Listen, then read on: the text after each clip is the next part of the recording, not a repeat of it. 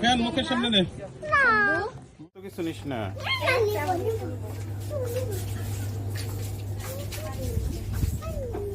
বলতিস এত কিছু নিস না।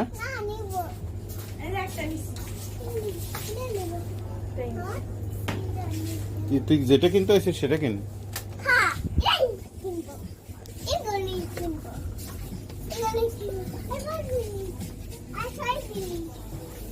ব্যাগ লাগবে না স্যার, ব্যাগ লাগবে না।